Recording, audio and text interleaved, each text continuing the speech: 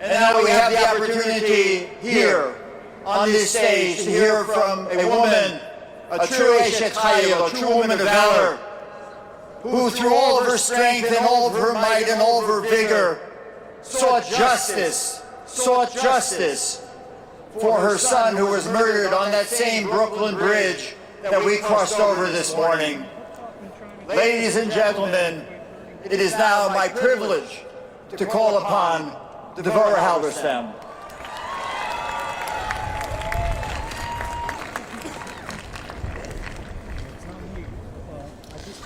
Thank you. Woo!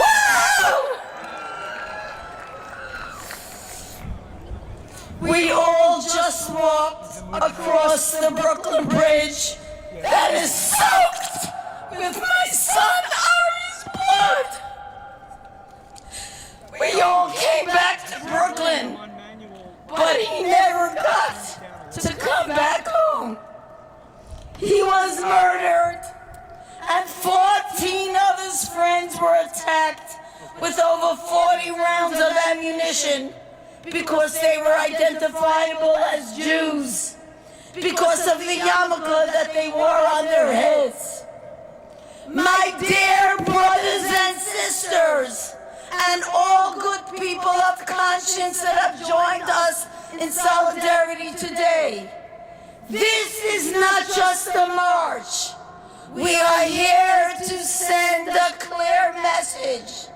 We are proud of who we are. We will never take our yarmulkes off our heads. We are standing here united as one, in strength, with courage, and not in fear. Today, we are all Muncie. Today, we are all Crown Heights. Today, we are all Williamsburg. Today, we are all Manhattan. Today, we are all Jersey City. Today, we are all Poway. We are Pittsburgh. We are all Hasidim. And we are all Jews. And we are all Americans. We will not accept the status quo. We will not tolerate being attacked in our homes, in our shuls, or walking down the streets. Painting a swastika on a shul is not benign. Throwing a brick at somebody's face is not benign. Punching someone in their stomach is not benign. And killing somebody because they are a Jew is not benign. And the hate that has permeated our city has put us all in peril. We are in a crisis and we must find a solution. And this solution must begin right here, right now in this city. There must be zero tolerance for hate crimes of any kind. No plea deals for hate crimes in this city. There cannot be reckless abandonment of our laws, which is leading to civic instability. There must be accountability, or nobody will be safe in this city.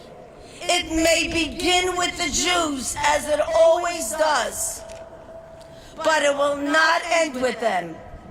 We are the canaries in the coal mine, and the coal miners' lives are in jeopardy too.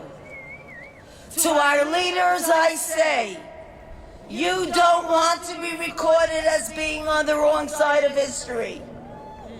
Elie Wiesel famously said, we must always take sides when human lives are endangered, when human dignity is in jeopardy. National borders and sensitivities become irrelevant.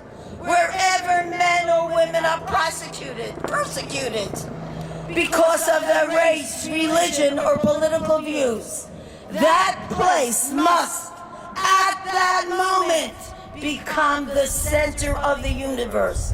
This is the center of the universe today. It may be freezing out here in the cold, but we cannot allow our hearts to freeze.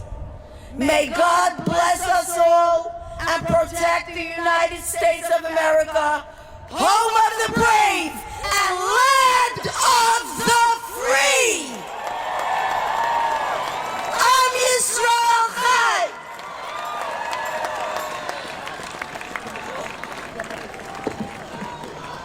Am Yisrael Chai. Am Yisrael Chai.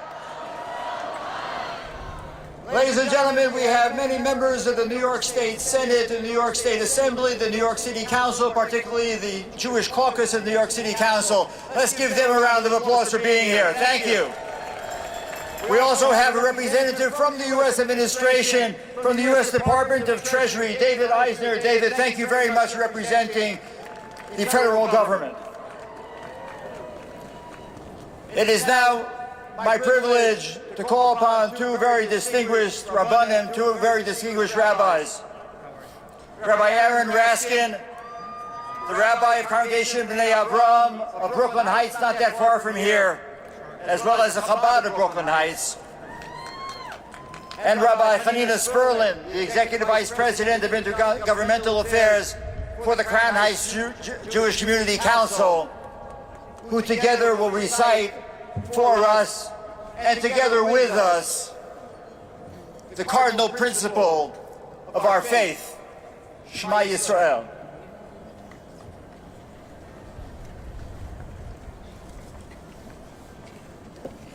All together.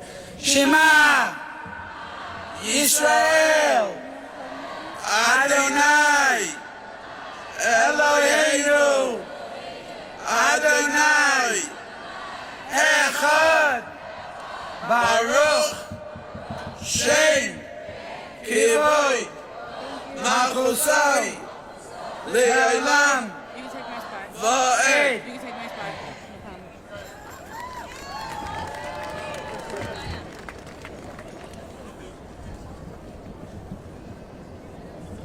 Good afternoon. So I'm Jonathan Greenblatt, CEO of the Anti-Defamation League.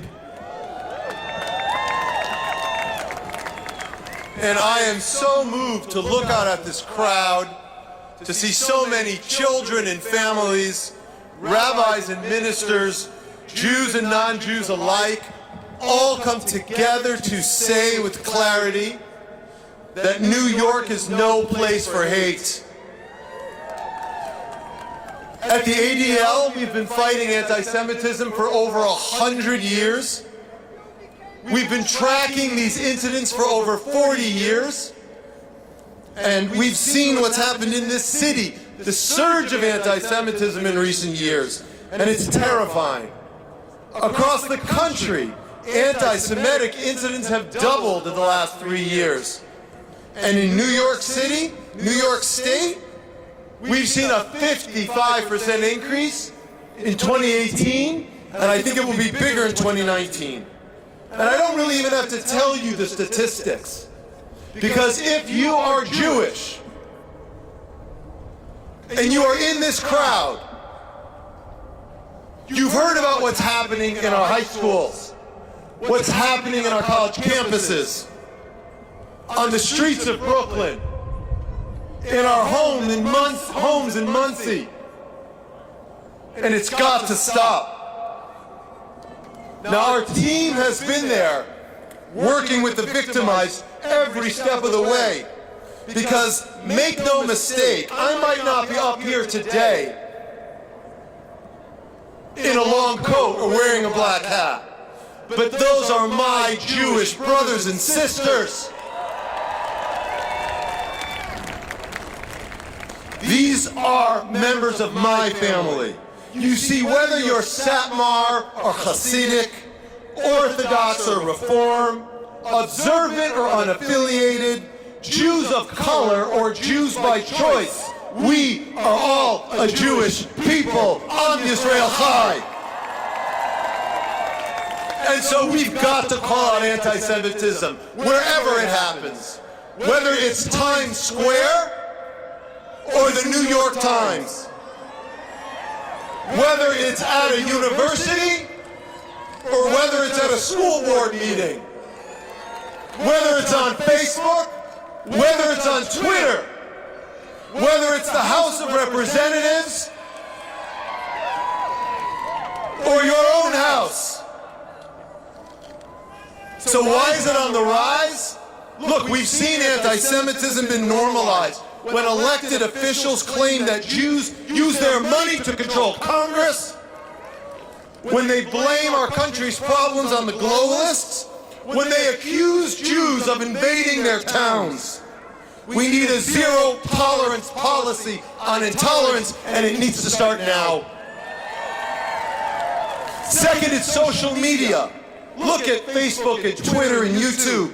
We all use those services, but with a click or a swipe, you can find the kind of horrifying anti-Semitism that would make the Nazis proud. All because those companies' business models depend on those swipes and those clicks, but it needs to end. Silicon Valley needs to step up and expel the anti-Semites. And third, it's a lack of honesty. Anti-Semitism comes from all sources, but for too long, people have been unwilling to admit it. But we've got to acknowledge anti-Semitism even when it happens on our own side. And look, as someone who worked in the Obama White House, I can tell you, we have a problem with anti-Semitism on parts of the left.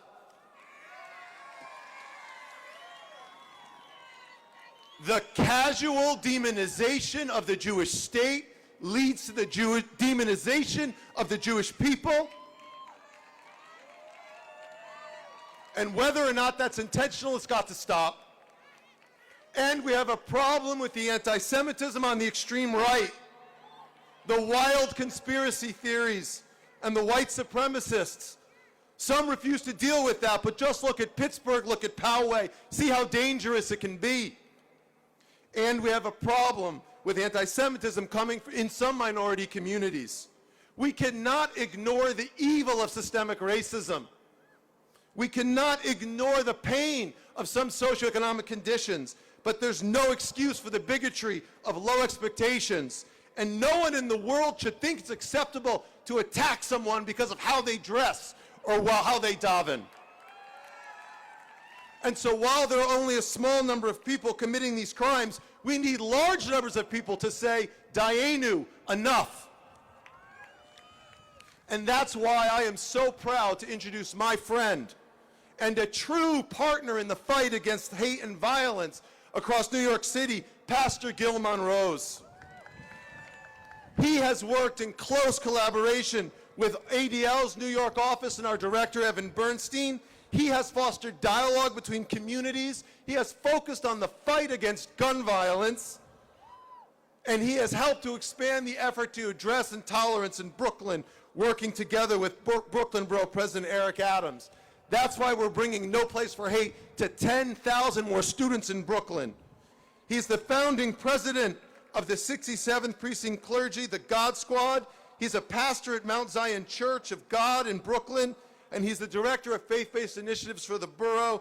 He's a leader, he's a teacher, he's a friend to the Jewish people. Ladies and gentlemen, join me in welcoming Pastor Gil Monrose.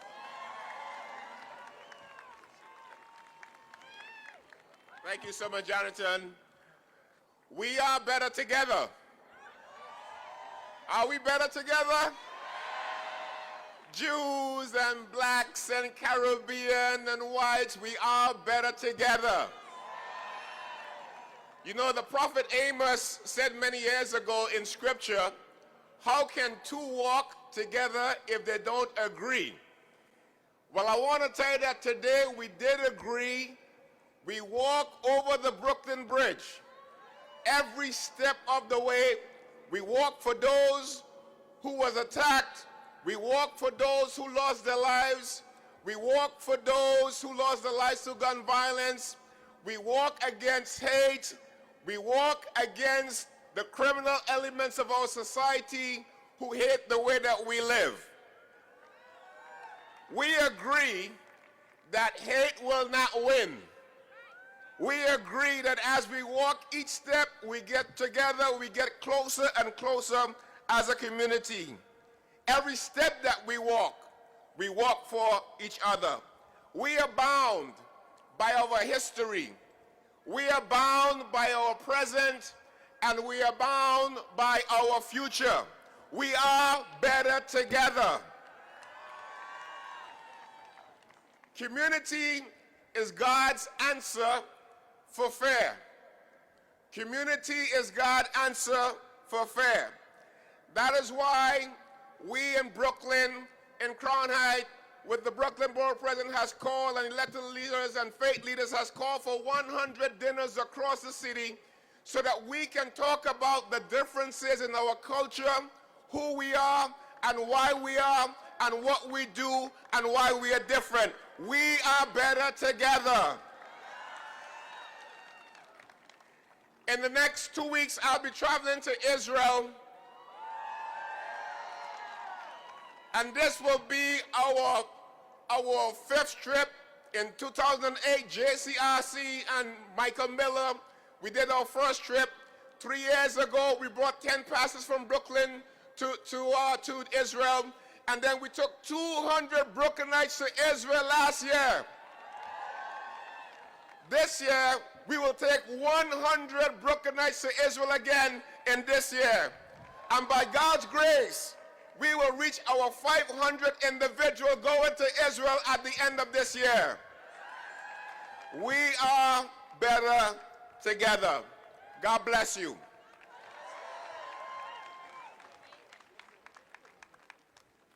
Ladies and gentlemen, I just wanted to let you know that right now in Jerusalem, there's another parallel march and rally similar to this. It's now my pleasure to call upon the CEO of the American Jewish Committee, David Harris.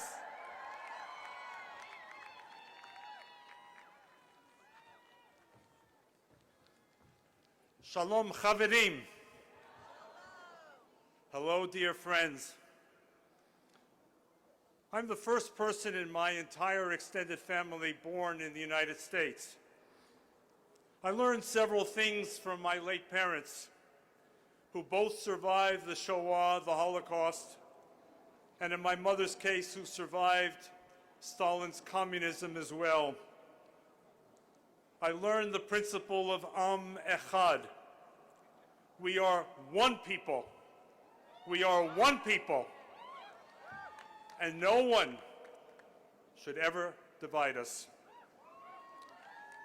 I learned, secondly, in the principle of Kol Yisrael Aravim Zeh Bazeh. All Jews are responsible one for the other. The Nazis never distinguished between Jew and Jew, between religious and secular, kippah wearing or not, Zionist or not. How could we? How can we? Third, I learned from my parents, God bless America. The country that became not just their home, but their haven. The country that was their refuge from the demons of the past. They believed in America. I believe in America.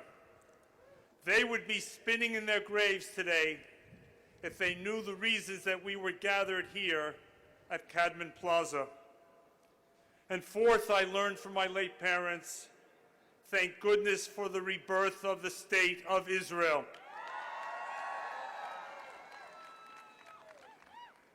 For the chance for the Jewish people to chart our own destiny in our ancestral land, Liyotam Chofshi Be'artzenu, to be a free people in our own land. And all of these lessons were reinforced when I met my wife in the 1970s, for she was the victim of another form of Jew hatred. In her native Libya, she became one of those forgotten refugees, the Jews who had lived for centuries and millennia and who were driven out. There is not a single Jew left in Libya today. Ladies and gentlemen, the demons are now back. Make no mistake about it.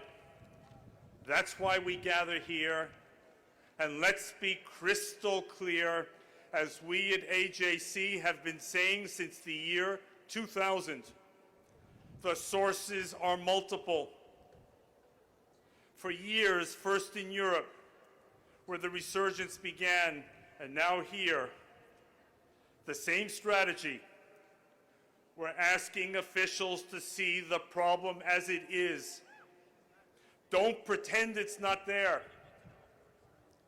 Devorah Halberstam, whom you heard from a few moments ago, that courageous woman spent years and years and years trying to get our government to redefine the murder of her son Ari, not as an act of road rage, as an act of terrorism. She succeeded, but why did it take up to 8 years?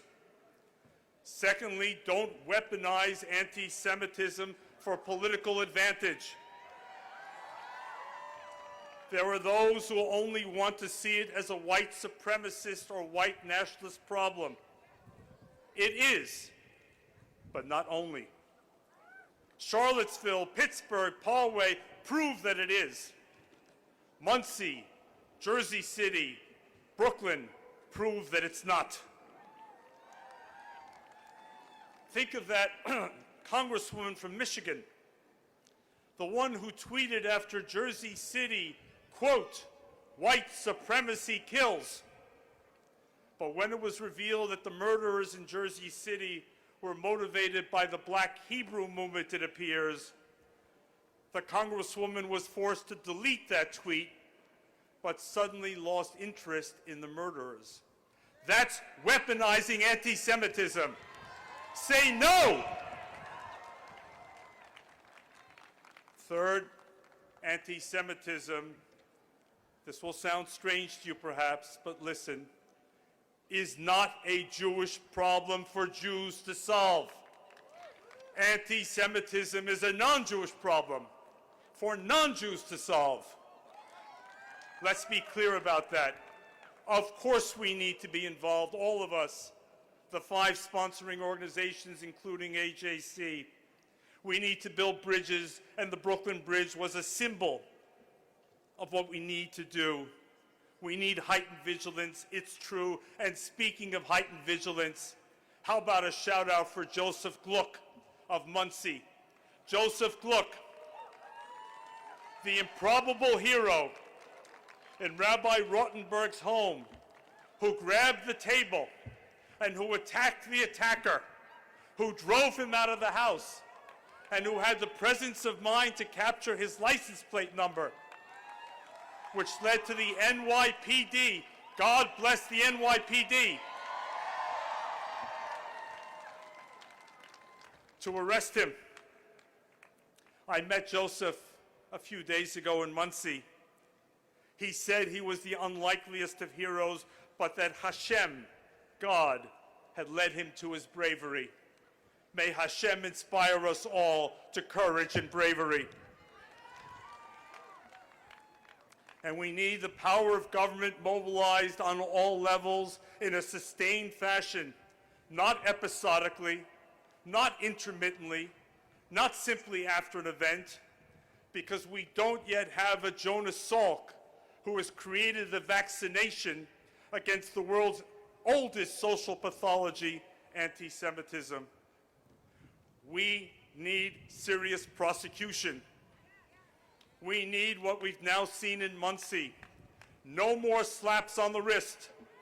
No more revolving doors for the perpetrators. In fact, too many victims, we're told, will not even report hate crimes because they don't believe the system will respond. The system must respond, and people must feel confidence in the system to report. And we need zero tolerance from civil society. Shame on 10 million British voters who cast their ballots last month for a party infested with anti-Semitism. and anti-Zionism. Shame on those politicians who send appeals, overt or subtle, to white nationalism or white supremacy, or who link arms with them politically. Shame on those politicians who avert their eyes while members of their own political party tweet anti-Semitic messages or call for a boycott of Israel, the only Jewish majority nation on earth and the only liberal democracy in the Middle East. And shame on those high schools and colleges, including right here in New York, that have allowed anti-Semitism, however disguised, to infest the classroom and the quad. Shame on those social media companies that have confused freedom of speech with corporate social responsibility. Social media must never become a cesspool for hatred, anti-Semitism, incitement, and recruitment. And lastly, we need to link arms virtually and realistically with all people of goodwill here in New York, here in America, and around the world, just as we're doing today, because an assault on any group is an assault on every group. It is an assault on the values that bind us together as Americans. We are all endangered. We are all diminished. We are all at risk if violent hatred, whatever its source, is at work. Ladies and gentlemen,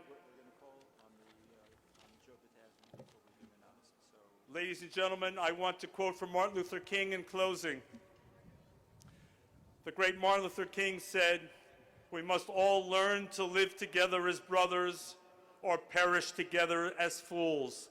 Am Yisrael Chai, the people of Israel live."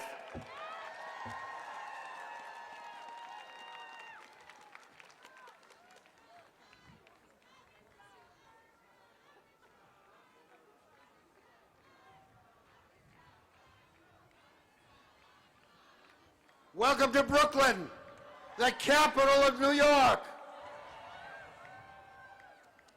We thanked NYPD, but there's another group here that needs to be thanked. The young people on college campuses who stand up for Israel, thank them.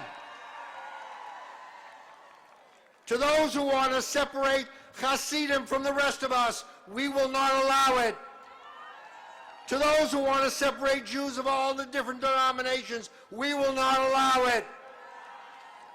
Let me say to all of you here, it doesn't matter whether a Jew lives in Jersey City or Long Island City, in Crown Heights or in Brooklyn Heights, we are all the same. We are one people. Let me also mention that there is a young woman who's not here. She is 11 years old. Her father is Miguel Rodriguez. He held the door open in that store in Jersey City,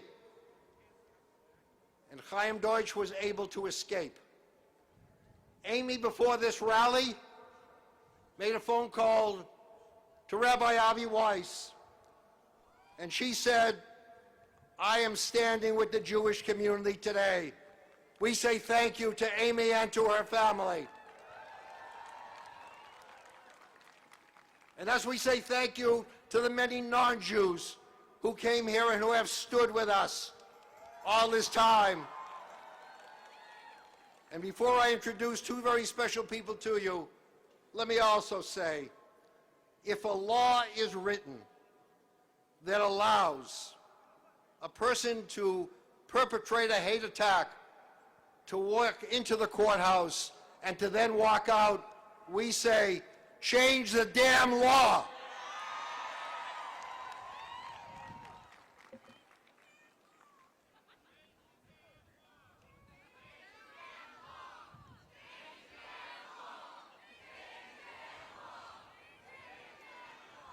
And if Jews had to hide in Bergen-Belsen to light Hanukkah candles, Jews in America don't have to hide. should be able to practice their Judaism publicly and proudly. And thus we say, as Moses said, "B'nureinu b'zikneinu nelech," with our young, with our old. Let me add, with Jews and with non-Jews, we will walk together because we are one.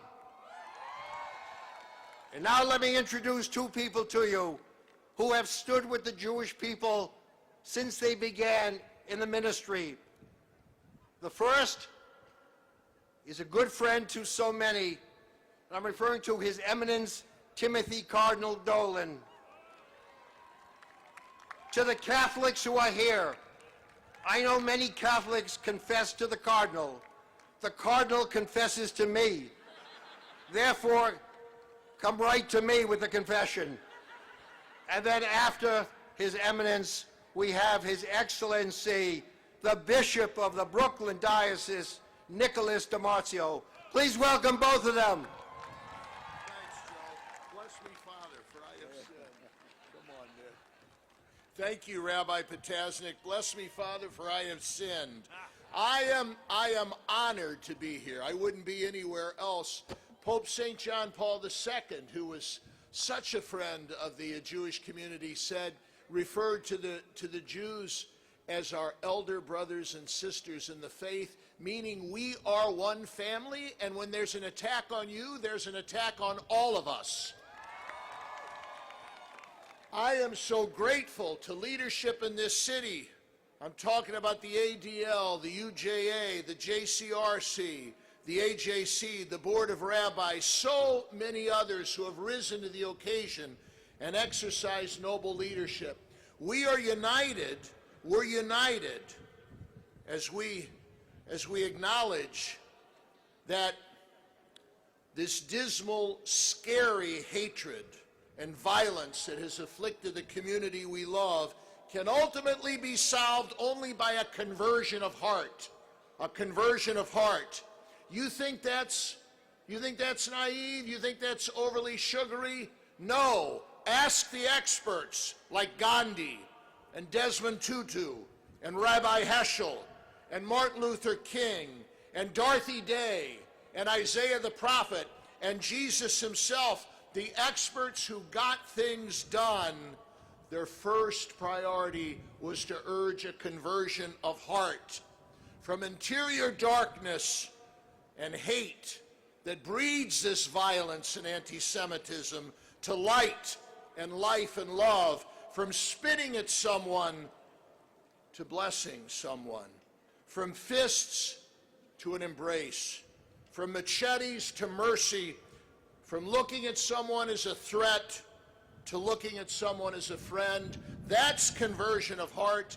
That's first things first. I'm honored to be with people who feel passionately about this. Thank you, and God bless you.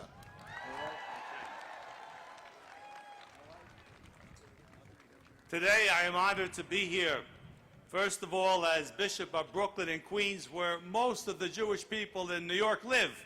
Proud to be with you, proud to be your neighbor.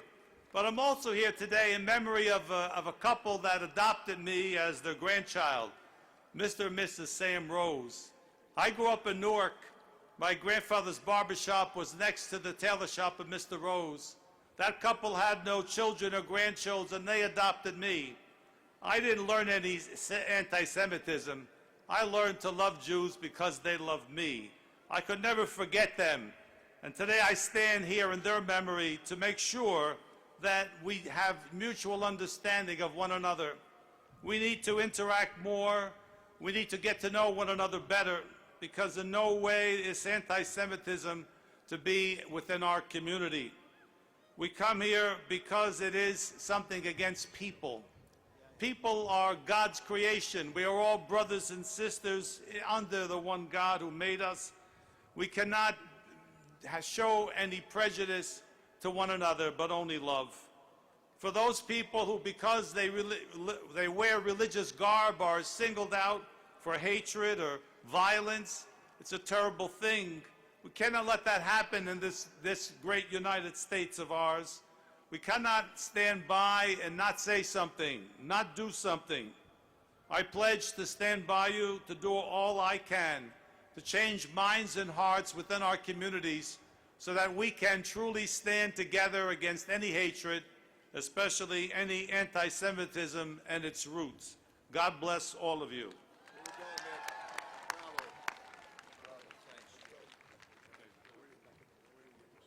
Thank you very much, Cardinal Dolan, Bishop DiMarzio, Rabbi Potasnik. I just want to mention to all of you who are here already that from my vantage point, there are still people coming across the bridge. We are here to show our pride, our strength, and our unity, and indeed that is what we are showing because of all of you. But it's so important that we have friends of different faiths. We just heard from the representatives of the Catholic community. It's now my pleasure to call upon Dr. Menaz Afridi, who's the director of the Holocaust Center at Manhattan College. Yes, the Holocaust Center, representing the Muslim American community. Dr. Afridi. Shalom, New York. Assalamu alaikum, New York. Peace be upon you, New York. What a beautiful crowd from this perspective. This is called solidarity. Many of us have been suffering. Many of us are frustrated because each one of us has a unique heart, race, gender, and belief. Many of us have been attacked, but today is about showing full solidarity with our Jewish brothers and sisters.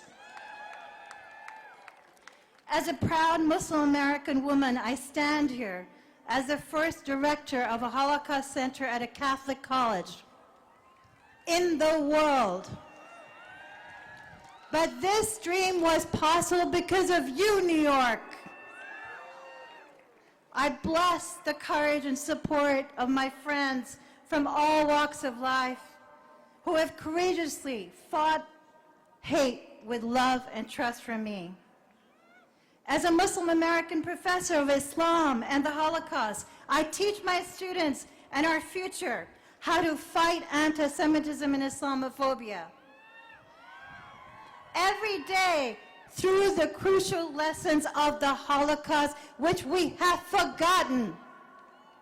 As a proud Muslim American, I have fought anti-Semitism at every corner of my life, whether in Muslim countries, Europe, and America. Anti-Semitism is real, and it does not and never stand alone. It rises the time when there is political upheaval in our midst. But today, every day, we see a rise of hate. We will not accept. We Muslims will not accept how anti-Semitism has been unleashed today. But we have to recognize and educate ourselves that it has been lurking and been present danger always. So be ready and get into action when you witness this hatred through anti-Semitic tropes, mythological stories about Jewish wealth and control. These are myths. And the filthy images depicted of Jews that occupied the front lines of our papers, campuses, books, carnivals, and anonymous posters. Call it out. No hate, no fear. In November, I opened a Herman and Leah Archive Holocaust exhibit at Manhattan College, where I work. This was crucial because it tells a story of courage, and we celebrate their lives at the center. But I did not forget to educate about hope and real solidarity. We installed the important stories of Muslims and Christians and others who rescued thousands of Jews. We can still do that. They put their lives on line, and we are here to do the same. We were your ally then, and we are your ally now. We need no hate, We need no fear. As a Muslim, I am your ally. I grieve with you. I stand with you. I acknowledge your pain and loss for the many who have been lost to senseless murder and violence in this country and all over the globe. I pray for Yosef Newman when I do my salat, who was stabbed and is hanging on his life. He was a father, a loving and charitable man in his community. My friends, this is sadly not a new chapter of violence for Jews, but I hope we will not let this chapter be completed ever. We must resist, rise against hate, and be allies to all communities, regardless of faith, race, and gender. My beautiful American fellow brothers and sisters, I ask you, what is our plan? How can we act? Let me tell you how we can stop hate. We can do this because we are not fearful. We have no hate, but we have courage, love, and most importantly, we have allies. We can do this with love and compassion, with critical scrutiny, without impunity to our fellow Americans. In Islam, God has commanded me that all believers, in several verses, repel evil with good by being patient, merciful, and forgiving. We can act as you are right now. You are acting right now. You are acting right now. We can care for one another by allowing us to love and accept one another, to gather, to speak for the other rather than yourself. It is always more important to fight for another community, and believe me, I am with you, rather than your own. You have your ally. So I write to you, my fellow Jews, we are there for you. Jews, we are one with you. Jews, we will protect you. Jews, we will call out anti-Semitism. Jews, we will stand by your synagogues. Jews, we will protect your homes. Jews, we will encircle your schools with love. Jews, we will shelter your children like we shelter ours. Jews, we will support you when you wear the tefillin, the shitmal, the yarmulke, the shaitel, and anything that you choose to wear. Jews, we will hold you in a canopy of chuppah, of love and safety. Remember, Elie Wiesel said, the opposite of love is not hate, it's indifference. Thank you.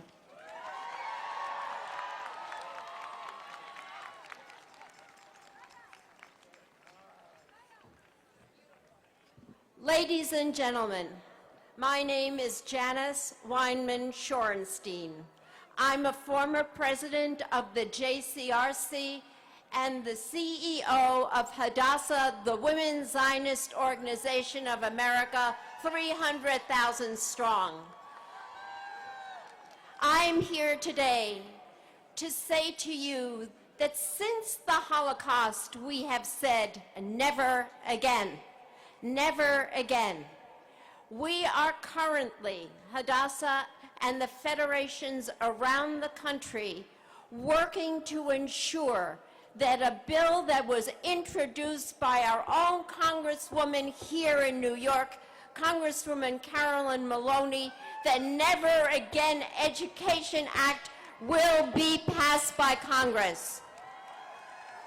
The Never Again Education Act ensures that the most important thing that we can do to prevent this from occurring again is to educate our children, all children, about hatred, about anti-Semitism, about bigotry. And I urge you, as a child of Holocaust survivors, to go out and to speak to every congressman and senator in your communities to co-sign the Never Again Education Act. The Never Again Education Act provides resources, materials, training for teachers, opportunities for children to go to memorial sites. It teaches the next generation not to hate. So please, we have over 300 Congress people who have already signed up, and nearly 30 senators who have signed up. We urge you, we implore you to please tell others about the importance of this bill, because never again we should be able to say, never again, never again, never again. It is now my honor to introduce Frankie Miranda. Frankie Miranda is the head of the Hispanic Federation of the United States.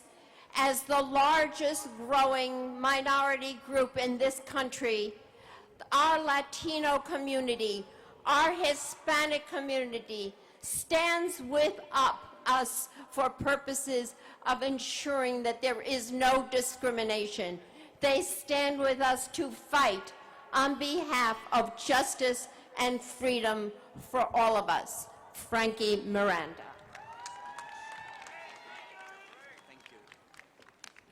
Thank you so much.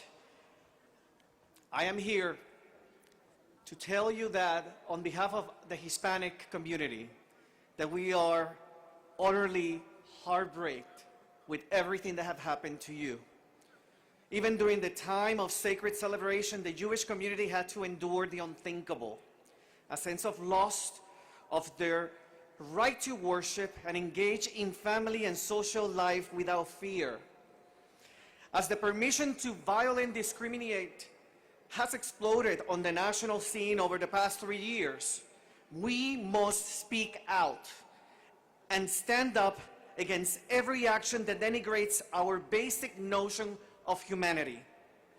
To those who live in fear or feeling compelled to worship in hidden spaces, we see you, we honor you, and we won't rest until your sense of safety is restored.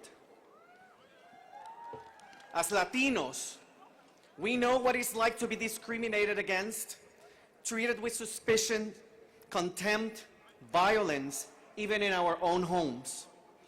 Your suffering is our suffering. Your suffering is my suffering.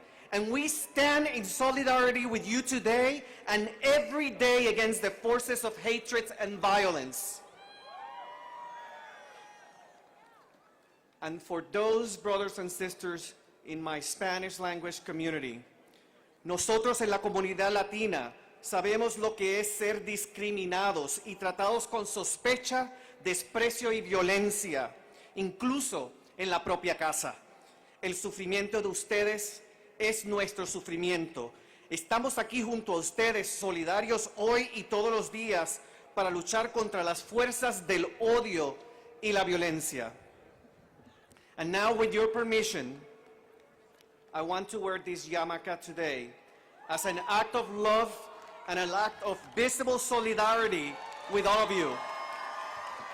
My Jewish brothers and sisters of all races, all ethnicities, I want to remind us that we must count on each other to keep our community safe from hate. And I want you to know today that you can count on me, that you can count on the Hispanic Federation, that you can count on many more in the Latino community and the LGBTQ communities across the country to fight hate alongside of you. The same way we have always counted on you to fight hate alongside us, because together we are stronger than all the hate out there. Thank you very much. Muchas gracias.